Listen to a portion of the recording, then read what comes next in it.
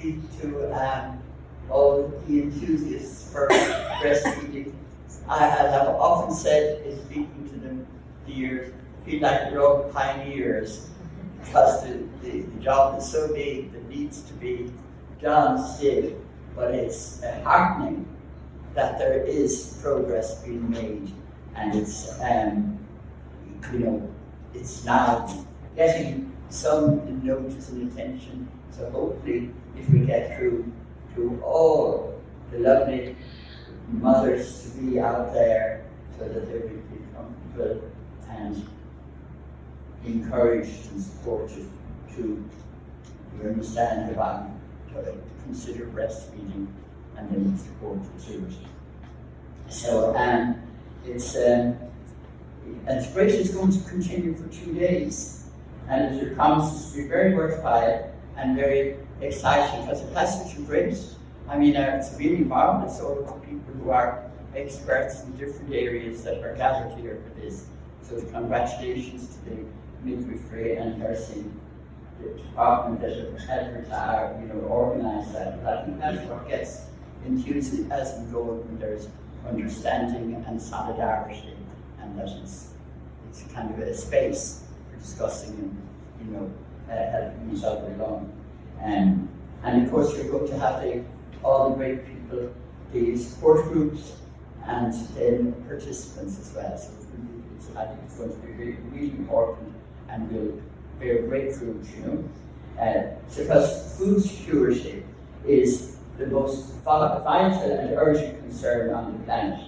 And it was the main issue at this session of the United Nations when they meet every October to Christmas, September to Christmas, to discuss one of the main features of the Sustainable Development Goals.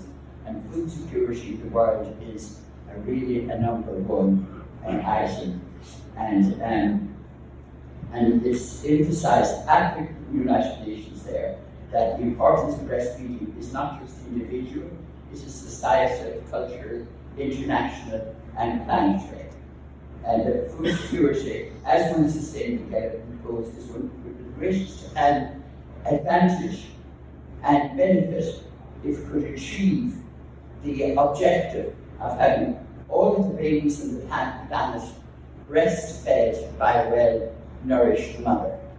As that is really where the help is needed. When mothers are nourished, they can breastfeed their children. And in the case of so many conflicts, refugees, everything, the food security for the mother will be if she is carrying it herself. And in so many countries, as we know, and I think the Low Feeding Group will talk about that, where a formula is being pushed, but in fact the water in the place is not pure, and it causes all kinds of problems and defects even in children. So really, the United Nations ambition of having the breastfeeding be back to where it was as the first choice of mothers, and the ability for them to be nourished enough to be able to do it.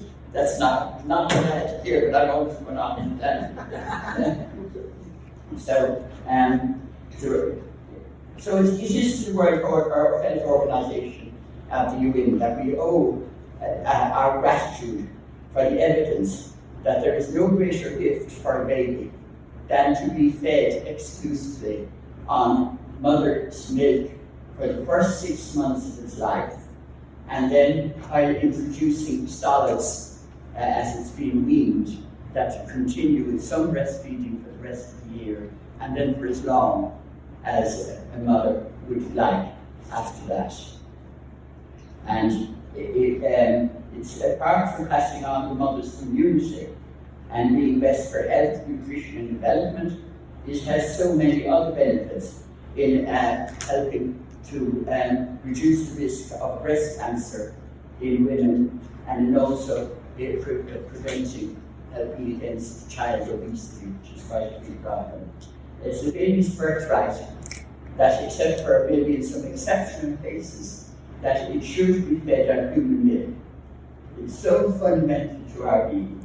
It took millions, probably billions of years for nature to evolve to the stage of having a mammal and then a human being that can carry for its protection, carry its young and nourish it inside its body, and then give birth and continue to feed it with human milk afterwards.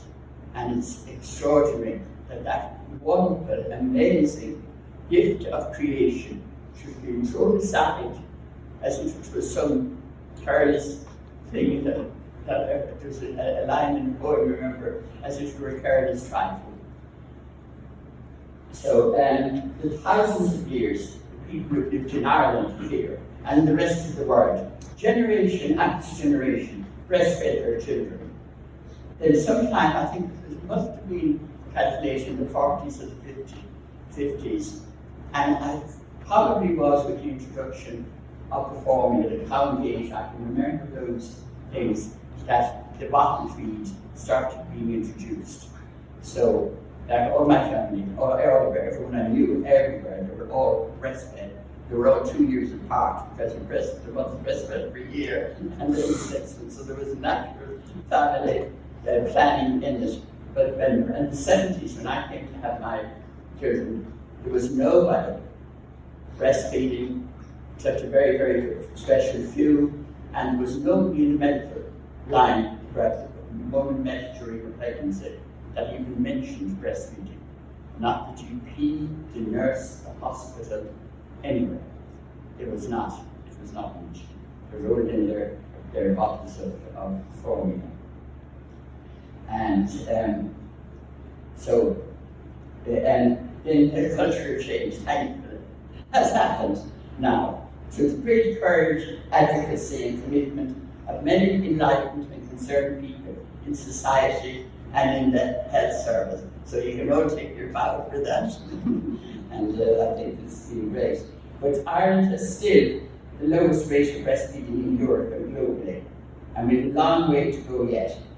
Thankfully, we now again have this is the first time I went to this place here, the midwifery, as a dedicated branch of nursing. I remember being at a conference here for that. So the advocacy and campaigning by the midwives and committed people in the HSE and all the great voluntary advocates for breastfeeding, the breastfeeding hospitals, Lalashee, Bridgew, Friends of Breastfeeding, Banibata, Association of Lactation Consultants of Ireland, Baby Feeding Law Group, Association for Improvements in the Maternity Service, Community Midwives Association, and it's marvellous, we have the lactation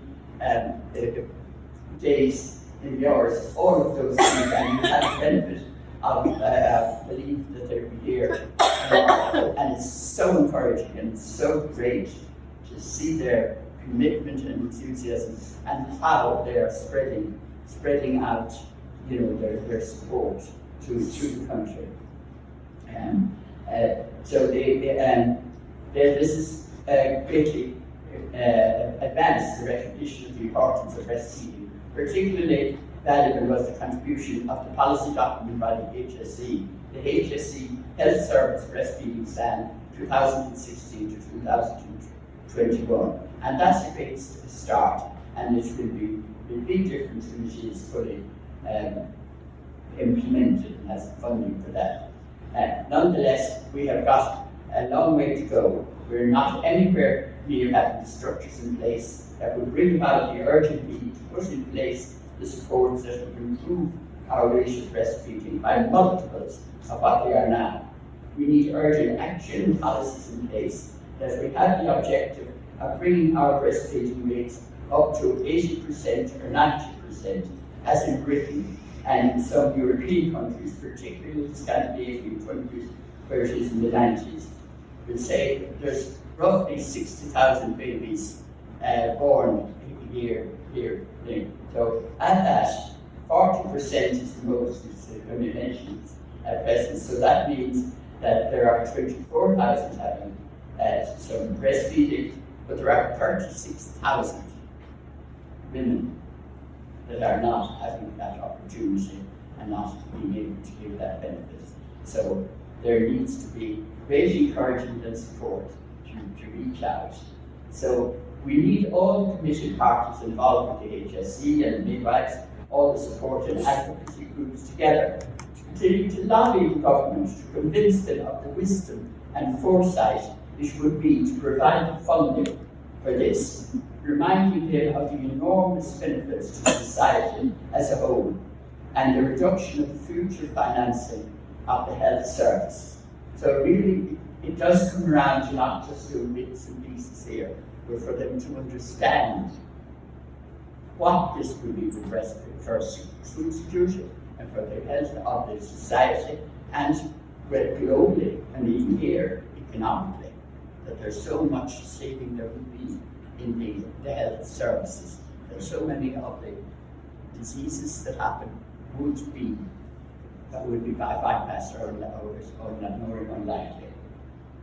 But we need a whole change in our cultural attitude if we are to bring about the desired progress in our breastfeeding rates. We need a society that is culturally sensitive to and comfortable with and accepting and welcoming of breastfeeding. It could be part of our school education system, and particularly at second level as part of the life skills program, curriculum. And in our public spaces and places, we should be facilitating and making these women feel comfortable and welcome and free to breastfeed their children in public. Now, the HSE should have program and regular ads that we daily see formula, and we're all familiar with them. They're popping up all the time. They formula feed by largely unaccountable corporations with vast resources of finance that push formula. During breastfeeding week discussion on the supports that will help new mothers, the person there, they had to be prompted by the interviewer to include help with breastfeeding in the supports needed. So it's that consciousness isn't there. So there seems to be that there might be reluctance or an inhibition in speaking of breastfeeding in public or some. So I think that our objective can really only be achieved by recognizing and prioritizing the necessity of the key presence and expertise of the skilled midwife, who was qualified as a nurse, a midwife, and lactation consultant, or expert, whatever. I noticed that there are of late skilled midwife lactation consultants who are qualified to provide courses in breastfeeding skills for medical people in the health service who have not had this training. And I think that's a very welcome development, I think, for a lot of GPs and community health nurses and everyone. If they do their course, and he said it's just like about only 20 weeks when they have already medical knowledge that they can get to be very much more skilled. And I think there must be priority given in the maternity service to have as many full-time, multi-skilled midwives as are needed, so that they can give the continuity of care that the expectant mother needs right through her pregnancy and preparation for childbirth. And we are very much, our numbers of midwives per mother are very, very low what they are in other countries. And what is needed, in what is the recommended number of midwives per number of expecting mothers. So they need right through her pregnancy on preparation for childbirth and preparation for breastfeeding journey, preparing the nibbles that they are resilient and able to be, and that's the big thing that's often left out, the nibbles, unless they're really special, they need to be prepared. In our time, we did it with methylated spirits, but now there are proprietary lanolins and things that will really help to toughen and make them resilient. And so that's facilitating baby latching on to safely make the nipples, make it for ease for the baby. But there needs to be helping facilitating the reaction on it as soon after birth as possible, and then informing them how to be prepared for the growth spurts that every 3 and 6 and 10 weeks, and so that the baby, when it wants to feed all day, they will know it is just doing what is necessary to increase the amount of milk that it now requires. And that can put some women off because they feel like they're famished. There's nothing left here by the time the baby has fed for a whole day. And that, of course, then the next thing is the baby has got the amount and has increased, so all is happy again. Yeah. To watch out for the problem of a blocked milk duct, I think is really important, are sometimes referred to as mastitis, and I might be treated by massaging the milk duct towards the nipple while the baby is sucking. I always found massaging from right under the armpit all along the duct would free up the flow. And some of the time pressing cold frozen cabbage leaf will ease the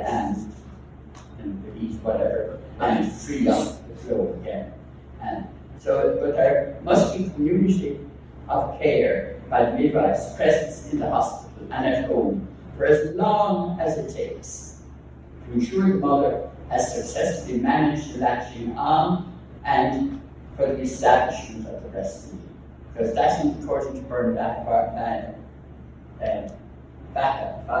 Battles, people is when they do their brain surveys, that the people, they want to do it and then they find and they give up, there isn't that support.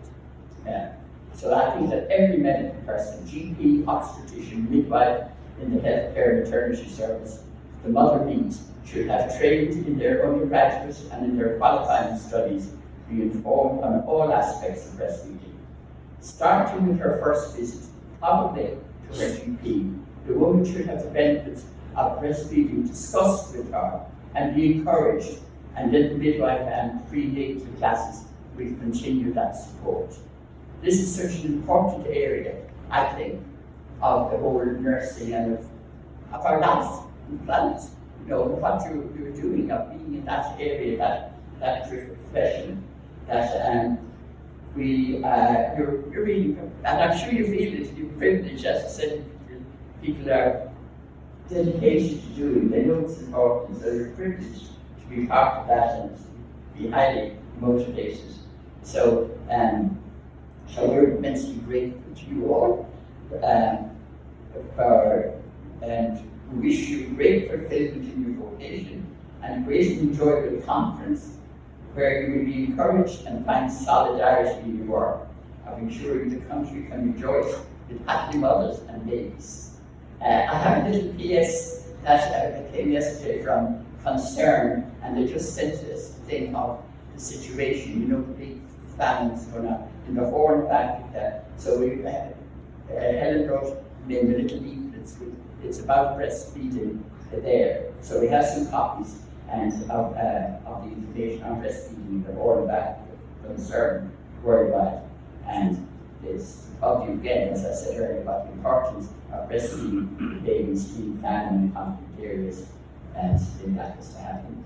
So now, happy breastfeeding week ahead, happy great conference, and it gives me great pleasure to open the conference, Innovations for Successful Breastfeeding.